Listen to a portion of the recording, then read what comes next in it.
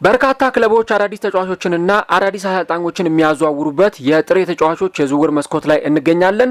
ትላልቆቹ የአውሮፓ ክለቦችም በርካታ ተጫዋቾችን ወደ ክለባቸው ለማምጣት ከፍተኛ ስራዎችን እየሰሩ ይገኛሉ። ትላንትና ምሽትና ዛሬ ጠዋትም አዳዲስ የዝውውር መረጃዎች ተሰምተዋል።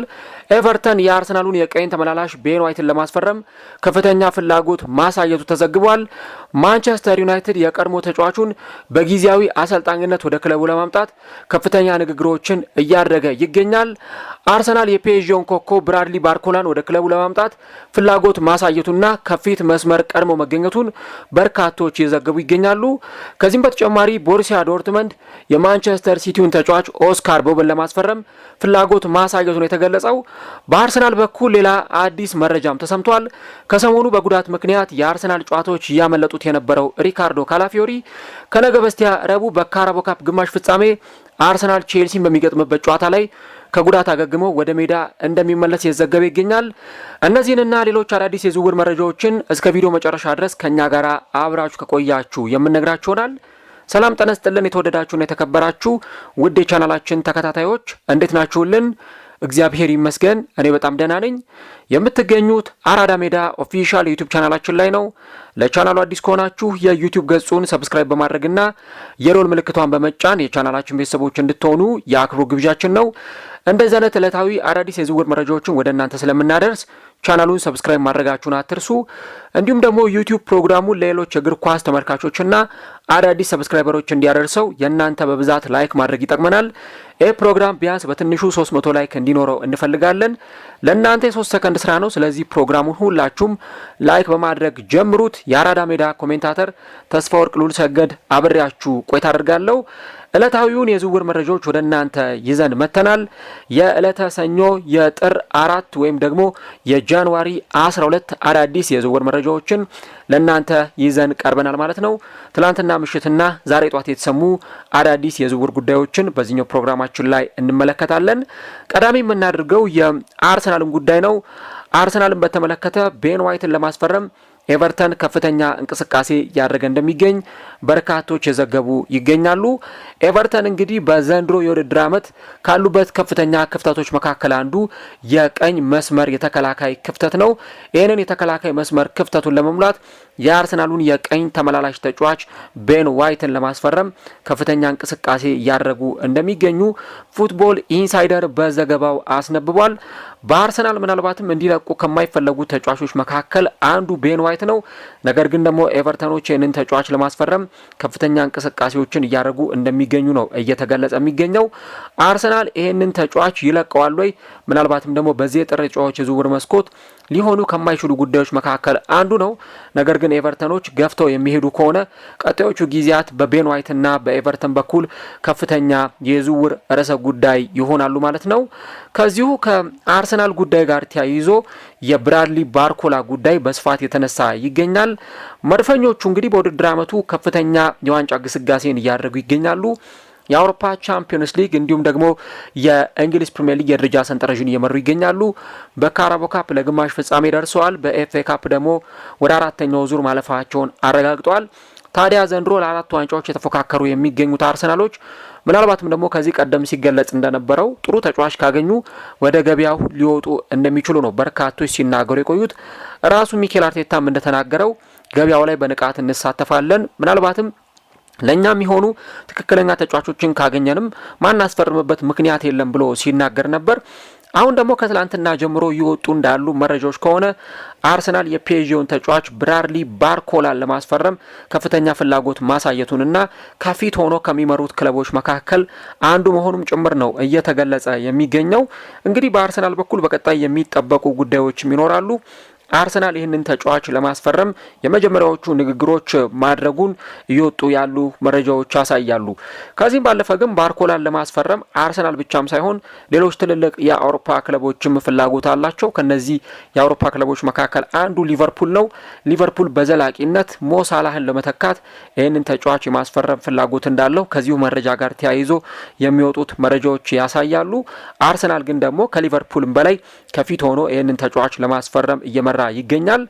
ባርኮላ በዘንድሮ ውድድር ዓመት በፔዤ በሉዊስ ኤንሪኬ አሰልጣኝነት ስር ብዙ የጨዋታ እድሎችን እያገኘ አይደለም የሚገኘው። ምክንያቱም ፍሮንት ስሪ ወይም ደግሞ ሶስቱ የፊት መስመር ተጫዋቾች ኦስማን ዴምቤሌ፣ ዲዛይር ዶዬ እና ኪፍቻ ክቫራትስኬሊያ ናቸው። ስለዚህ በዚህ የፊት መስመር ቦታ ላይ ብዙም የመሰለፍ እድል እያገኘ አይደለም ይህ ኮከብ ተጫዋች።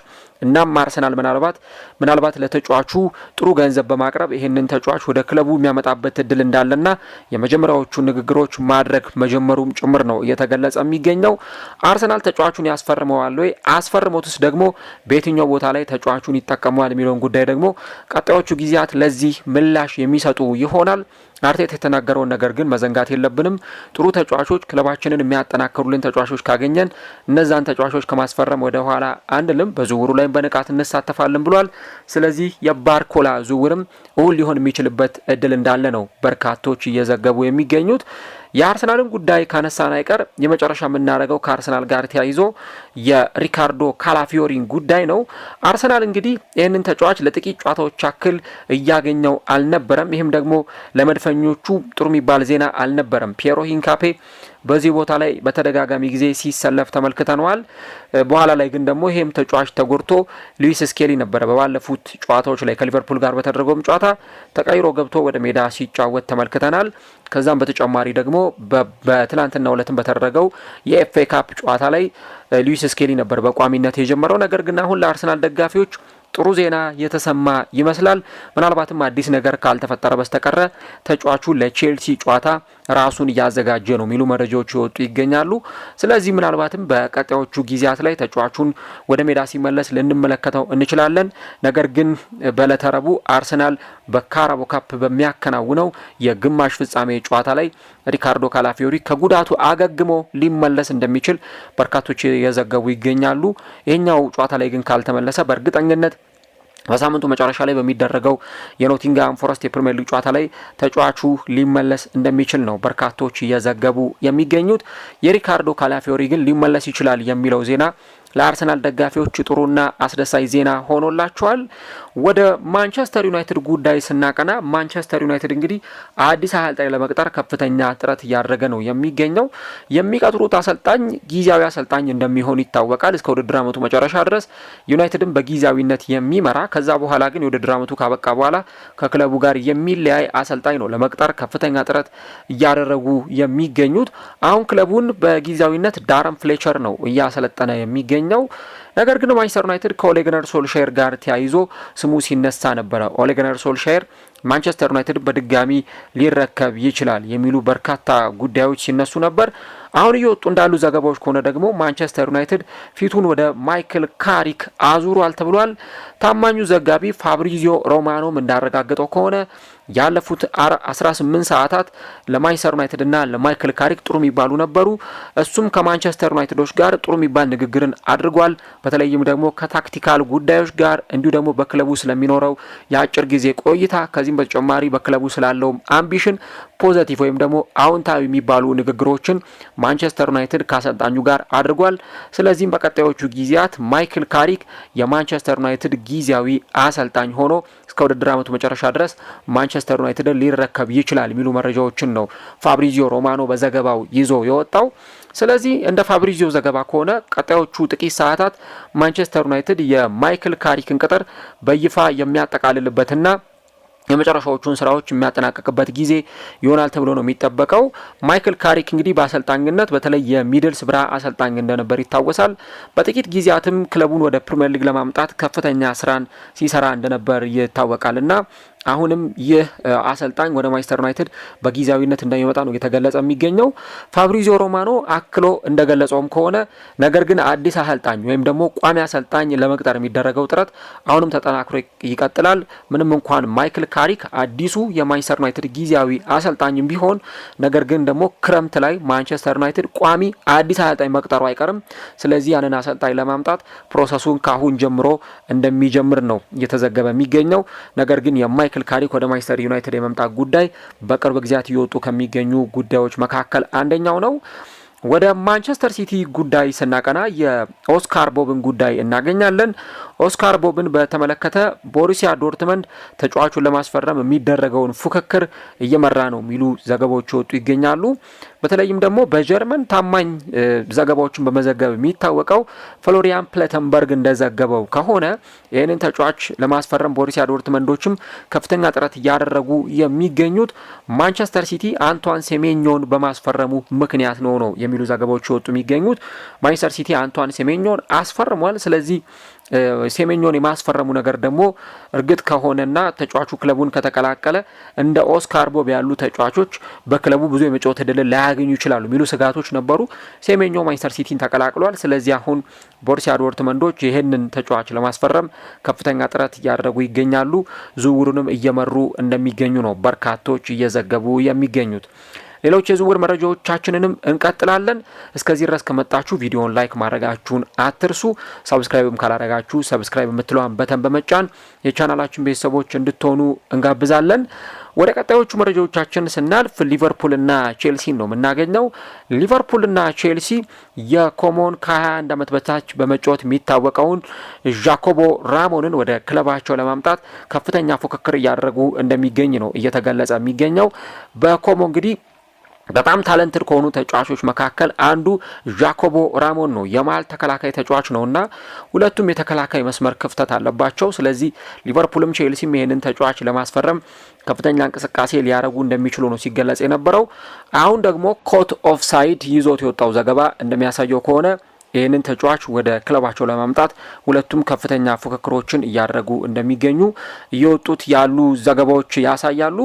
ወደ ሌሎች የዝውውር ጉዳዮቻችን ደግሞ ስናቀና የቶተናምን ጉዳይ እናገኛለን። የቶተናሙ ስፖርቲንግ ዳይሬክተር ፋቢዮ ፓራቲቺ ወደ ጣሊያን ሴሪ ለማቅናትና ፊዮረንቲናን ለመቀላቀል ቶተንሃምን እንደሚለቁ ነው ዚ አትሌቲክ ይዞት የወጣው ዘገባ የሚያሳየው። ዴቪድ ኦርንስታይን እንደገለጸው ከሆነ ቶተንሃም ከዚህ በኋላ ከኚህ ስፖርቲንግ ዳይሬክተር ጋር በረጅም ጊዜ የሚቆይበት ምንም አይነት ሁኔታ አይኖርም። ከዚህ ስፖርቲንግ ዳይሬክተር ፋቢዮ ፓራቲቺ ጋር በቀጣዮቹ ጊዜያት ላይ እንደሚለያዩ ይወጡ ያሉ መረጃዎች ያሳያሉ። ቀጣይ ደግሞ የሚጠበቁት ሁኔታዎች ቶተንሃም እንግዲህ ይህንን ሰው እንዴት ባለ መንገድ ሊተካው ይችላል የሚለውን ነገር ቀጣዮቹ ጊዜያት ላይ አብረን የምንመለከተው ነው የሚሆነው ማለት ነው።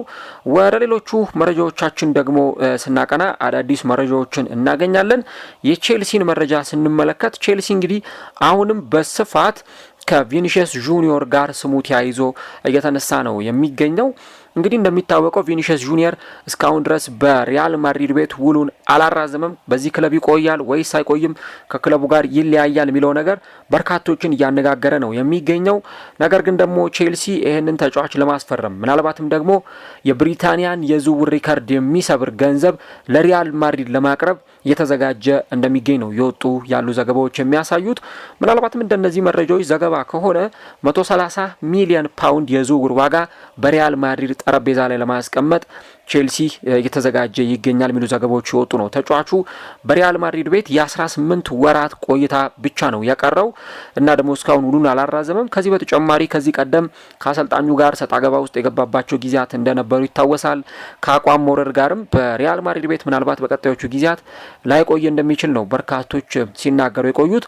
እንደምታውቁት ትላንትና ሪያል ማድሪድ በሱፐር ኮፓ በባርሴሎና ተሸንፎ ዋንጫውን አጥቷልና አሰልጣኙ ላይ አሁንም ጫናዎች እየበረከቱ ነው የሚገኙት። በስፔን ደግሞ ትልልቅ ሚዲያዎች እየዘገቡ እንደሚገኙት ከሆነ በተለይም ለሪያል ማድሪድ ቅርብ የሆኑ ሚዲያዎች እንደሚዘግቡት ከሆነ ቼልሲ በጣም የሚያስደነግጥ የዝውውር ገንዘብ ለማቅረብ የዝውውር ሂሳብ ለማቅረብ ዝግጁ እንደሆነ የወጡ ያሉ መረጃዎች ያሳያሉ። ምን ያክል ደግሞ ይሳካላቸዋል የሚለውን ነገር አብረን እንመለከታለን። ወደ መጨረሻው የዝውውር ጉዳያችን ስናቀና ማሪዮ ባሎቴሊን እናገኛለን። የቀድሞው የሊቨርፑል የማንቸስተር ሲቲ ኮከብ የነበረው ማሪዮ ባሎቴሊ አሁን ወደ ሌላ ክለብ ማቅናቱን ቤን ጃኮብስ ዘግቧል። ወደ ዱባይ በማቅናት ወደ ዩናይትድ አረብ ኤሚሬቱ የፈርስት ዲቪዥን ቡድን አሊቲፋቅ ማምራቱ ነው በይፋ የተገለጸው። ባሎቴሊ እንግዲህ በይፋ ማሊያውን ይዞ ፎቶ ተነስቶ ዝውውሩ መጠናቀቁም ጭምር ይፋ ተደርጓል። እንግዲህ ይህ ተጫዋች በእግር ኳስ ኬሪየሩ የመጨረሻው ዘመኑ ላይ ነው የሚገኘው። ነገር ግን አሁንም ደግሞ እግር ኳስ መጫወቱን አላቋረጠም። ከጄኖዋ ጋር ከተለያየ በኋላ ክለብ አልባ ነበር። አሁን ግን እስከ ውድድር ዓመቱ መጨረሻ ድረስ በአሊቲፋቅ እንደሚጫወት የወጡ ያሉ መረጃዎች ያሳያሉ። ስለዚህ ለጥቂት ወራት በዚህ ክለብ ይጫወታል። ምናልባትም ደግሞ ረብጣ ደሞዝ ከሚከፈላቸው ተጫዋቾች መካከል አንዱ እንደሚሆንም ነው እነዚህ መረጃዎች የሚያሳዩት ማለት ነው። አድማጮቻችን እንግዲህ ከእናንተ ጋር አብረን ቆይታ ያደረግንበት የጥር 4 2018 የዕለተ ሰኞ የመረጃ ሰዓታችን እዚህ ጋር ይጠናቀቃል። ተስፋ ወርቅ ሉል ሰገድ መረጃዎቹን እያቀረብኩላችሁ ከናንተ ጋር አብረን ቆይታ አድርገናል። በተለያዩ የዝውውር መረጃዎች በአዳዲስ ቪዲዮዎችና የዝውውር ጉዳዮችን በተመለከተ በሚኖሩን የቀጥታ ስርጭት ፕሮግራሞቻችን ፈጣሪ ቢፈቅድ ከናንተ ጋር እንገናኛለን። ስለዚህ የዝውውር መረጃዎችን እንዲሁም ትንታኔዎችን ለመከታተል ቻናሉን ሰብስክራይብ በማድረግና የደወል ምልክቷን በመጫን የቻናላችን ቤተሰቦች መሆናችሁን አትርሱ። እንዲሁም ደግሞ እንድንሰራላችሁ የምትፈልጉት ጉዳይ ካለ ኮሜንት ላይ አሳውቁን። ሳምንቱ ጥሩ መልካም ቆንጆ የስራና የትምህርት ሳምንት እንዲሆንላችሁ እመኛለሁ። መልካም ጊዜ፣ መልካም ቆይታ ይሆንላችሁ።